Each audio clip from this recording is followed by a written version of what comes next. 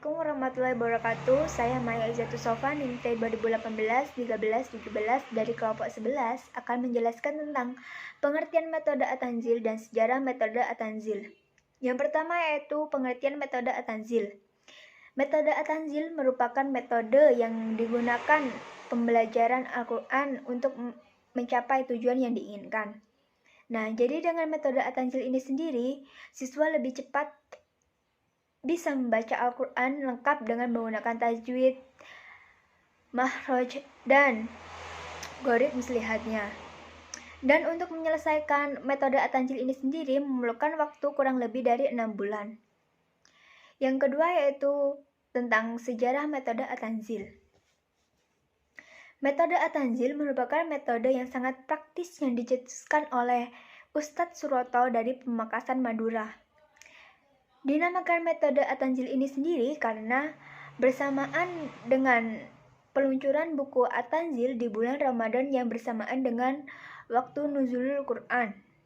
Nah, jadi untuk peluncuran metode ini memiliki dua waktu. Yang pertama yaitu waktu jilid pertama sampai keempat pada tanggal 17 Ramadan 1422 Hijriah. Nah, untuk jilid kelima sampai 6 yaitu pada tanggal 18 Ramadan 1422 Hijriah. Mungkin itu saja penjelasan dari saya. Dan untuk selanjutnya diteruskan oleh rekan saya. Wassalamualaikum warahmatullahi wabarakatuh. Nama saya Maula Putri Min Aitillah, NIM T 2018-13-18. Di sini saya akan menjelaskan bagaimana cara kita menerapkan metode At-Tanzil. Nah, tadi sudah dijelaskan bagaimana latar belakangnya metode At-Tanzil dan lain sebagainya. Dan di sini saya akan menjelaskan penerapannya. Nah, penerapan metode At-Tanzil itu kita bisa menggunakan sistem baca secara individual maupun kelompok.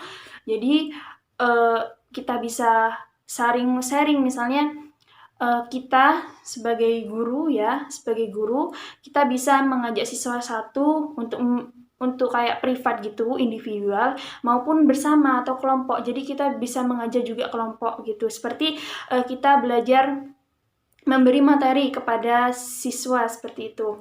Yang dua, kita mengadakan pengelompokan bunyi untuk mengenal huruf yang sudah diberi sakal. Nah, gunanya pengelompokan ini nanti agar bisa mempermudah belajar menyambung rangkaian kata-kata. Nah, pengelompokan huruf diberi sakal ini juga kita bisa melatih bacaan panjang seperti itu. Dan yang kelima, kita menggunakan drill. Apa itu drill? Nah, setelah kita menggunakan sistem individual maupun bersama, pasti dalam mengevaluasinya kita menggunakan acak atau drill yang disebut drill. Nah, untuk apa? Untuk mengenal makhraj dalam kefasihan membaca itu sendiri. Nah, dan ada penerapan tajwid secara klasikal. Jadi dalam metode At-Tanzil ini kita juga menerapkan tajwid secara klasikal. Nah, setelah itu ada kita mengenalkan waqaf dan ibtida. Terus kita mengenalkan bacaan gharib biasanya pada kelas muskilat. Dan juga kita bisa mengajarkan doa-doa setiap hari. Nah, kayak doa mau makan, doa mau masuk masjid, seperti itu. Nah, saya sedikit contohkan, mungkin ini agak mirip dengan metode At-Tanzil. Saya akan membacakan surat An-Nas. Bismillahirrahmanirrahim. Qul a'udzu birabbin nas, malikin nas, ilahin nas, min syarril waswasil khannas, alladzi yuwaswisu fi sudurin nas, minal jinnati wan nas. Saya kira itu contoh penerapan metode At-Tanzil, dikarenakan saya juga kurang menguasai lagunya dari metode At-Tanzil sendiri. Mungkin sekilas yang saya bisa contohkan seperti itu. Nah, biasanya dalam kita mempraktekkan metode At-Tanzil itu, yang pertama yang harus diperhatikan, 15 menit pertama membaca bersama sesuai dengan tingkatan dan batasan yang telah ditentukan, mulai dari halaman depan hingga halaman belakang. Nah, setelah 15 menit pertama itu selesai, kita lanjut ke 30 menit. Nah, 30 menitnya itu kita membacanya secara individual. Nah, terus habis itu 15 terakhir kita menggunakan klasikal dengan menggunakan alat peraga, mulai halaman belakang sampai halaman depan, dari juz 2 sampai juz 6. Nah, setelah 15 terakhir dan 10 menit pertama kita membaca bersama sesuai dengan tingkatannya.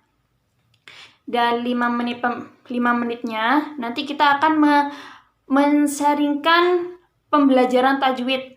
Misalnya yang kalian tahu bagaimana pembelajaran tajwid itu sendiri. Terus ada 30 menit pertama, 30 menit terakhir maksudnya, itu kita ada individual.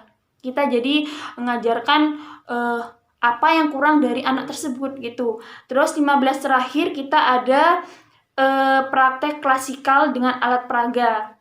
Terus hingga mulai halaman depan hingga belakang. Jadi materi pembelajaran metode At-Tanzil itu dari juz 1 sampai juz 6. Jadi materi juz 1, juz 2, juz 3, juz 4, juz 5 sampai juz 6. Dan seperti yang kita tahu, mungkin ada sekilas gambaran ini mengenai buku metode At-Tanzil seperti ini. Nanti mungkin kalau misalnya kalian berminat untuk belajar dengan metode At-Tanzil, bisa sedikit mempelajari materi selanjutnya. Sekian dari saya, kurang lebihnya mohon maaf. Wabillahi taufiq wal hidayah. Wassalamualaikum warahmatullahi wabarakatuh. Dan akan dilanjutkan oleh presentator ketiga. Terima kasih.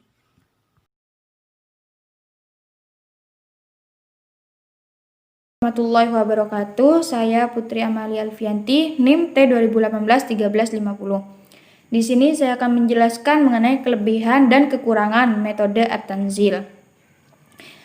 Berikut merupakan kelebihan dari metode At-Tanzil, yaitu yang pertama, menerapkan sistem baca bersama dan individual.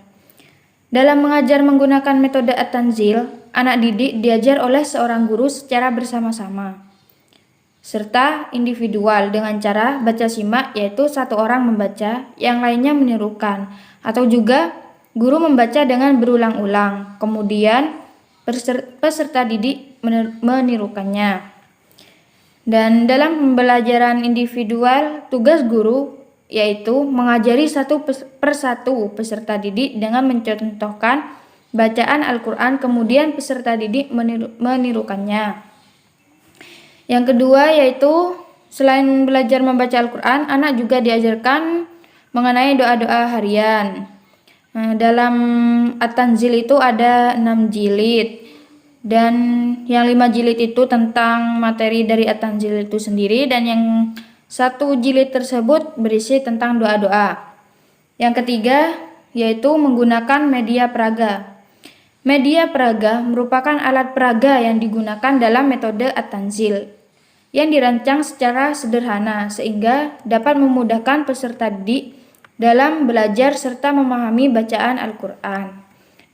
Dan yang keempat yaitu metode At-Tanzil merupakan cara yang tepat dalam belajar membaca Al-Quran. Dengan menggunakan metode At-Tanzil, peserta didik dapat cepat membaca Al-Quran dan tetap menguasai ilmu-ilmu yang berkaitan dengan Al-Quran. Sebab metode ini dirancang secara sederhana agar proses belajar membaca Al-Quran dapat dikuasai oleh peserta didik dalam waktu yang singkat.